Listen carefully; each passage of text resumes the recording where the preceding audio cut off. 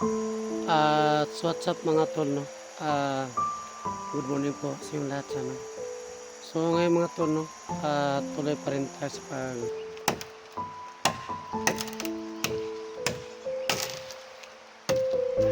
kasi po mga tol, paano po sana Sa gitna ng labanan, makakasama pa rin natin ang ating tunay na kaibigan, Kuya Sando at Binjor.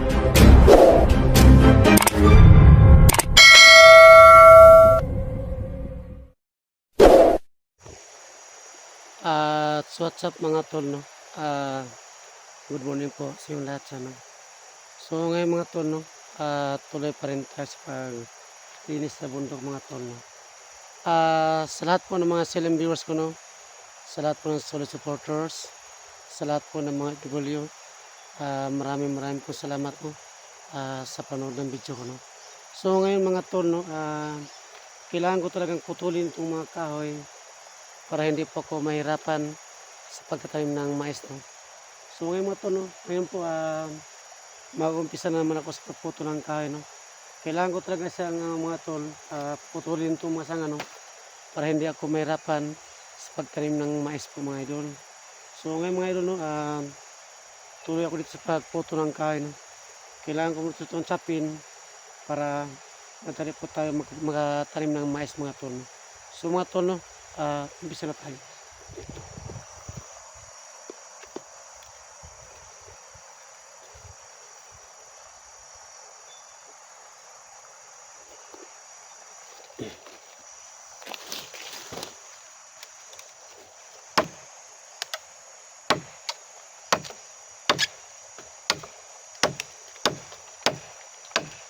So yun talaga mga tol, kailangan natin putulin yung kahoy para hindi tayo mahirapan sa pagtanim ng mais po ng mga tol.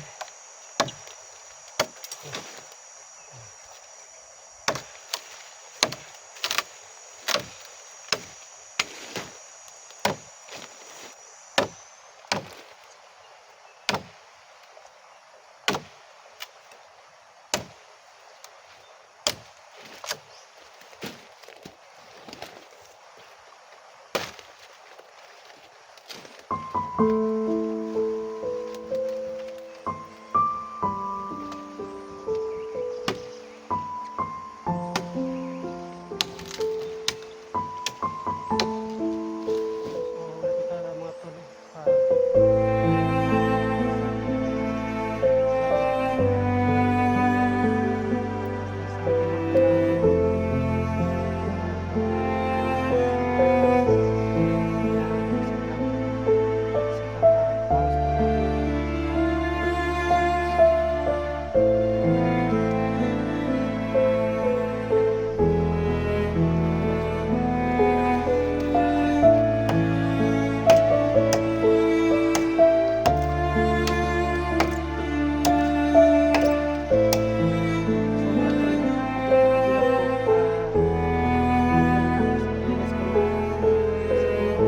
dito ko muna, inuna ko muna mga tol para baka yata mga Huwebes yata mga tol o Biyernes, magsimula po ako dito sa pagtanim ng mais mga tol, no?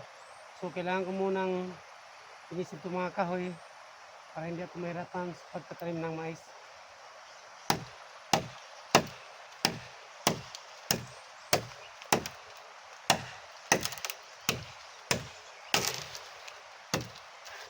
Kasi po mga tol, plano ko sana na hindi muna ako dito magtanim ng gulay po. At yung balak ko sana pagtatanim ng mais, no, para may makain, no. So ito talaga mga tol, no, dito sa lugar na pinuntahan ko dito na lupa, marami po dito magnakaw, no. Kapag nagtanim ka dito ng mga gulay at hindi mo binabantayan yung lupa, ayun, marami po dito magnakaw, no, ng mga kapitbahay dito, no. So ang gawin ko muna na lang, magtanim lang po ako ng mais, no, para marami akong bigas. At yung iba naman mga to, yung bigas ko ito, kapag nag-harvest po ako ng mais at marami na akong bigas mga idol, yung pinagpawisan ko ay magbigay din ako sa walang bigas, no? Kasi po mga tol, marami dito na sa banyo, no, na naghihirap. Iba yata mga matanda. So nakita ko talaga sa video ko, nakahanap ako ng mais. Yung vlogger nila, no, bigyan ng bigas. Dyan po sa barangay namin. Kasi po mga tol, malaki po itong talimang ko ito. Kung makikita mga tol, nakatalimang ko siya, no? Sabi ko, mahal din kasi yung mga itong kantang ito na yung mais ko ay ayan, 8 o 10 kantang yung mais ko na natanim. Simula dito na ako magkamarami ng bigas. Yung mga idol. Pero pag marami na akong mga bigas mga tol, magbibigay din ako ng bigas sa walang-wala din mga tol, no? Yun po sana yung plano ko, no? At iba-vlog ko mga tol, no? Kung sino pong bigyan ko ng bigas, no? Kahit kunti lang, no? Kasi po marami akong bibigyan ng bigas ito kasi po marami naghihirap katulad sa akin mga tol, no?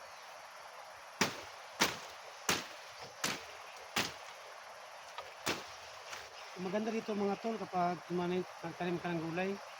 Kaso lang, marami dito magnakaw, no? Diyan nga sa kabila, yung kaibigan ko na vlogger din, kahapon po, ninakaw yung manok niya na ano, yung suno, yung malaki. Ayun, parang nawala sa kanya sarili yung may-ari ng manok. Kasi po yung manok po na niya na ginamit sa idol, kasi po hiniram po niya sa kaibigan yung manok. Tapos, ayun, ninakaw po kahapon yung malaki niya. So, di ba nakita niyo yung video ko, yung post ko, na sa pagtulog ko katabi ko yung manok, yun po ang ninakaw dito sa kapitbahay, no? Kasi po mga tol, dito sa bundok mga tol, ang layo dito. Sa bayan, ano ka dito? Magdala ka po ng motor, iiwan mo dyan sa baryo, tapos maglalakad ka dito ng kalahating 1 oras po mga tol. Sunod dito po, marami magnanakaw, no? Kasi po, hindi po maraming bahay dito. Yung bahay dito, ano lang, 2 lang, no?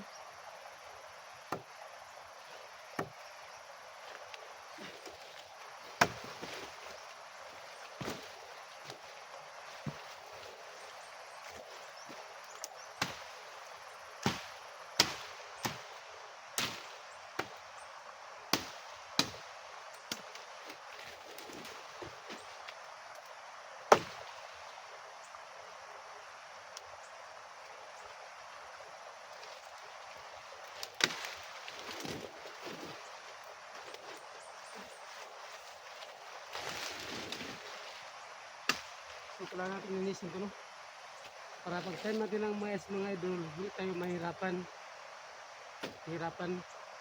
Tuloy-tuloy yung trabaho natin, malinis na.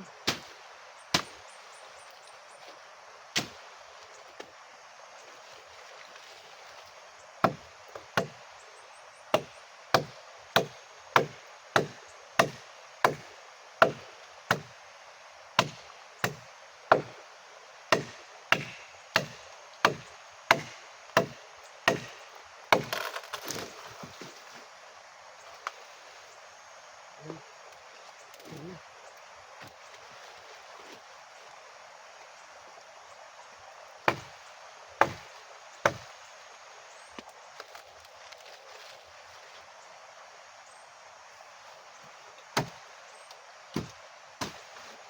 Sa mga tol, no?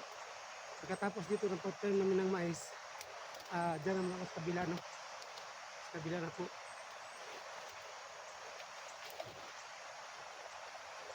Wala po akong balak magtanim ng gulay dito mga idol. Kasi po, kapag umalis ka dito at malapit ka na mag-harvest ng gulay, ayun, kukunin naman dito ng mga magnanakaw dito. Tanong ko sana ito mga tol, dyan muna ako sa bahay, no? At kailangan kumantayin kung sino po dito ang palagi magnanakaw, no? Yung manok. Marami dito talaga mga tol na magnanakaw. Sabi ng mga tao dito, no? Sabi sa akin na Sando, dito sa lugar namin, marami dito magnanakaw. So yung plano ko mga tol, baka dyan muna ako matulog, no? Kapag malapit ako kung makalabas ng mais ito. Babantayan ko muna, no? Kung may makita po ko dito mga tol na magnanakaw, ano naman, sinabihan ko naman yung barangay na kap, katulad ngayon, binabantayan ko yung bahay kasi po, gusto ko talaga makita yung magnanakaw. So, hindi natin alam, no? Makatay natin yung magnanakaw at makulong din ako. So, ngayon, sinabihan ko yung barangay, okay lang po yan. Kung mamatay mo hindi, at least na andun po sa area mo yung magnanakaw para hindi malaki yung kaso mo. So, madali ka po makalaya, no? Kapag magnanakaw dito sa lupa dito, no? So, ganun mga tol, sobrang daming magnanakaw dito. Yung gabi nga sa kabila, tinakaw niya yung manok kahapon pa lang, yung malaki. Kasi po mga tol, yung tao magnanakaw, pag ganyan po yung kanyang trabaho, gano'n na rin yun. Kanya sa mag-iiba. So, alam niyo po mga tol, kilala ko dito yung magnanakaw. Nakita ko ng kanyang mukha. No? Dati po siya nangyayat mga tol, rebuildi, surundiris. Surundiris sa mga tol. So, kilala ko na siya, no? Kasi po magsama sila dati noon yung kapatid ko si mga tol. Ayun, may asawa siya, maraming anak, at wala sa yung lupa mga tol. Ayun lang siya, manghihingi ko ng mga kahoy, bibinta niya, tapos kumuha siya ng kahoy sa ibang lupa, hindi po siya napapaalam sa may-ari. So, kilala ko mga nakaw dito mga tol. Marami po mga nakaw dito. Marami sila mga tol. Pero kung mahuli ko lang, iwan ko lang mga tol kung ano po ang mangyari. Pero ang alam ko lang mga tol na sinabi ko talaga yung mga dito ng barangay. Kawawa yung kaibigan ko. Tinakaw yung manok niya yung malaki.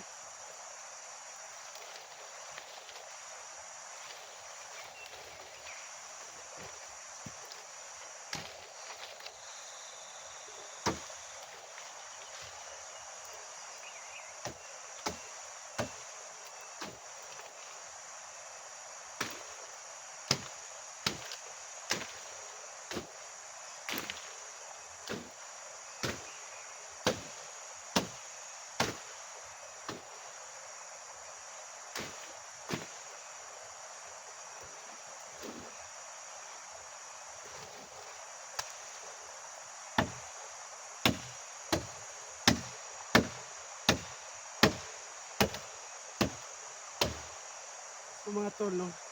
Pagkatapos ko na po yung operation ko sa bundok mga tol, balik naman ako sa pag-explore mga tol. Yun lang po, no? Dahil alam ko po naman na miss na po yung mga explore ko mga tol. No? So ante-ante lang muna tayo mga tol. No? Para hanapin ko naman si Commander Patig mga tol. Kasi hawak ko niya yung si Apollo, yung asawa ni Gilbert.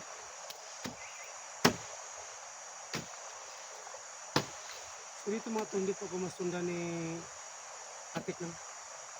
Pag may pumasok dito ng mga bandido, marami po ko dito tinanim ng mga batik. No? Pag may pumasok dito, ayun, nalaga sila lahat. Kasi may batik po ko dito na ginagawa, no? Yung kawayan, yung may talinis.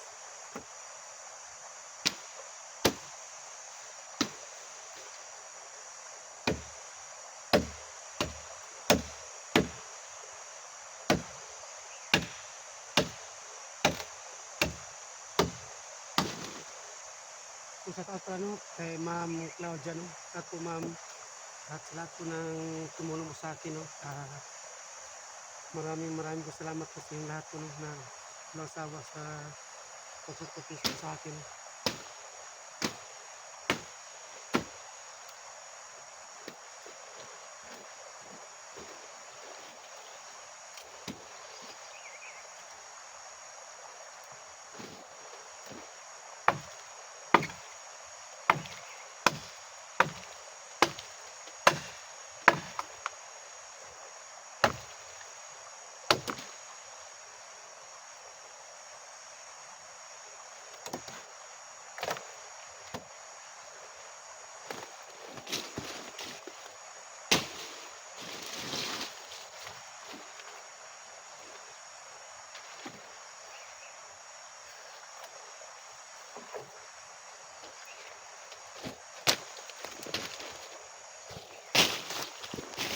So ayun mga idol, ayun. Chinap ko na yung mga kahoy no, para mabilis tayong makatanim ng mais no. So marami pa mga puputulin ko mga tol no. Yun. Andyan naman sa kabila mga tol, dyan sa kabilang bundok na yan. Yan mga tol. Tataniman ko dyan ng mais no. So malaki po yan mga tol. Sure yata abot dyan ng mga 8 gantang na mais po mga tol. 8 gantang yata. At dito na mga tol, ano yata dito mga ano lang, mga 2 gantang sur dito no, mga tol. 2 gantang dito ang itatanim ko na mais no. So dyan naman sa kabila mga tol, malaki dyan. Ayun, yan po ang nilisan ko no. At may kasama kong isang tao na binabayaran ko no. So hindi po napagpatuloy mga tol no, kasi po focus muna ako dito no, para mataniman ko dito ng mais no. Yun. So yung mga tol, ano no, sabang linis na talaga no. So yun. Dyan idol oh, yan. Marami mga damo dyan oh. Yan. Malaki pa yan mga idol. Yun, lagpas pa sa may baliti no. Malaki pa yan. Lahat-lahat dyan, linisin ko no. Dyan. Yan mga tol. Magtanim ako dyan ng mais, aabot yata siya ng 10 gantang o 8 gantang po mga tol. So, malaki talaga. Baka dyan ako, mga tol, baka dyan ako makaharbis ng maraming bigas no. So yata, kung marami na akong bigas mga tol, mabibigay rin ako sa walang bigas no. At ipapakita ko sa inyo no, kasi po habang bumibigay po ako ng bigas, kung bigyan po ako ng load dito sa maisan ko na ganda yung tubo niya at makarabis na po ako mga tol. So may bibigyan ako din ng bigas no, kasi po marami dito mga tao po naghihirap no, yung matatanda na hindi na po sila gumagalaw kasi po yung mga anak nila wala dito no. Parang ano yata sila mga tol ba, parang iniwan sila ng kanyang mga anak no. Yun, marami dito no. So dito po mga tol, ang laki dito na bundok dito. So tingnan nyo mga tol oh. So laki na bundok mga tol oh. Yun, yung may bahay dyan no, sa kaibigan ko yung mga tol, yung bahay na yan. Dyan po linaka yung manok niya no, manok na malaki. Yun mga tol. So malawak talaga ang manok dito. So yun no, daming mga punong kahoy. Yun.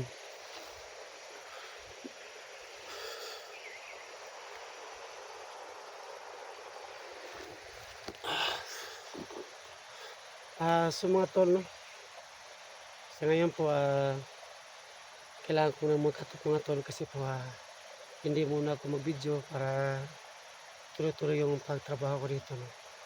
So sa lahat po ng mga silent viewers ko dyan, OFW, sa lahat po ng mga supporters, maraming pong salamat po sa pagtitiwala niyo po sa akin. At pasensya na muna tayo no, na wala tayong store kasi po focus muna ako dito sa pag-trim ng mais no. So hindi muna ako makapag-trim ng gulay mga idol kasi po palagi po ako umuwi sa bayan no. At hindi po pwede ako dito matutulog kasi sobrang lamig dito mga tol sa aming lugar, sobrang lamig talaga. So ngayon mga tol no, antay-antay na po kayo no, na babalik po ako sa store no. Antay lang muna kayo kasi po gusto ko po talaga na makaanyang mais dito no, dito. So matapos ko ito mga idol no, mga February yata mga idol no, mga nanito yata mga idol, matapos ko dito. At yun, dyan na po ako focus pag-store mga tol. So abang-abangan nyo na po no, at sana po na hindi kayo magad sa akin na wala akong store kasi po inuna ko muna yung gawain ko dito po. Sana po na ako naman dito nag-iingat palagi. Yan, wala tayong sakit no, sa katawan natin. At patutas paglilinis sa bundok para may makain tayo at sikap. At ang ganda ng kain mo kapag galing sa pawis mga tol. So ito yung itak ko mga tol, na puto na kanyang tumulo kasi sobrang hampas ko ng puno. Ayun, nabali yung ano niya, bakulan. Kasi wala tayong mabibili mga tol.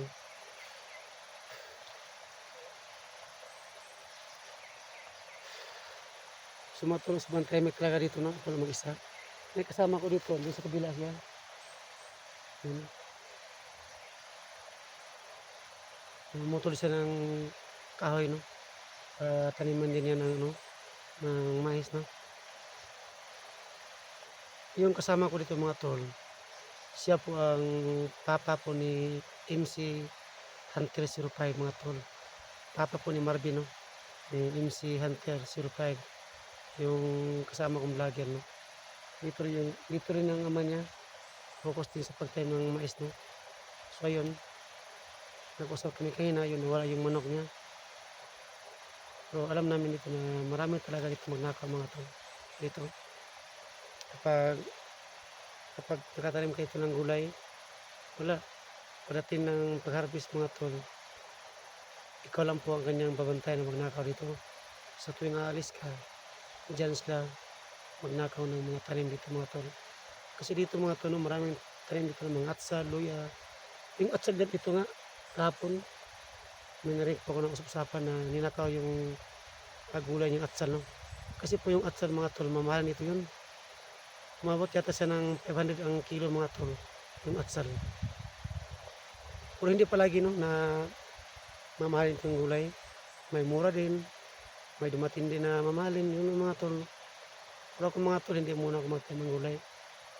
Kasi po, kumbisi talaga ako, no. Gusto ko lang dito na bigas lang po, no. Bigas.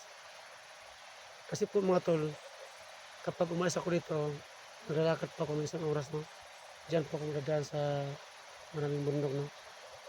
Kulay talaga, pero ano lang, gagawin lang natin to para sa kinabukasan natin mga tol, no. Hindi katulad ng mga dyan, vlogger, maninira na.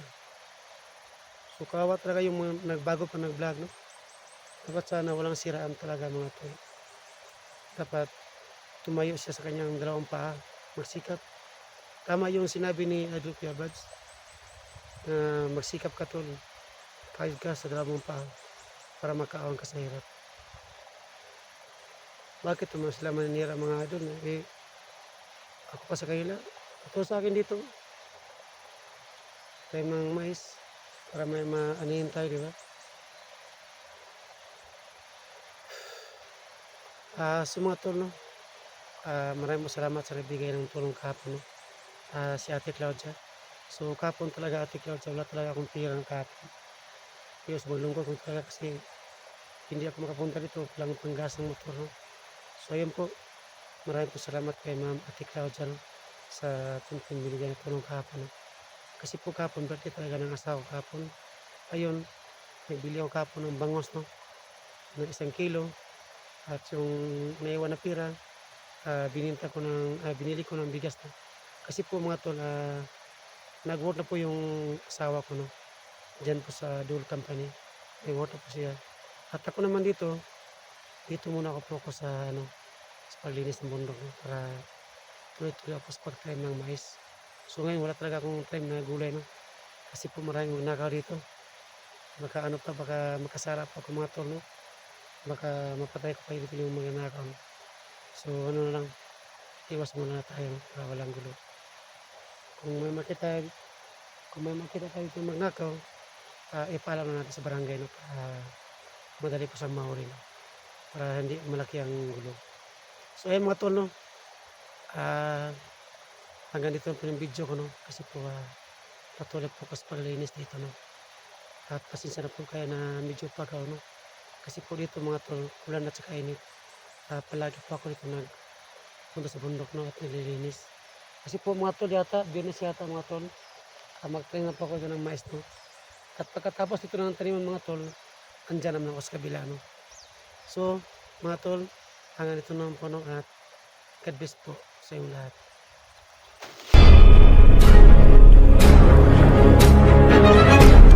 sa gitna ng labanan, makakasama pa rin natin ang ating tunay na kaibigan, Kuya Sando at Binchor.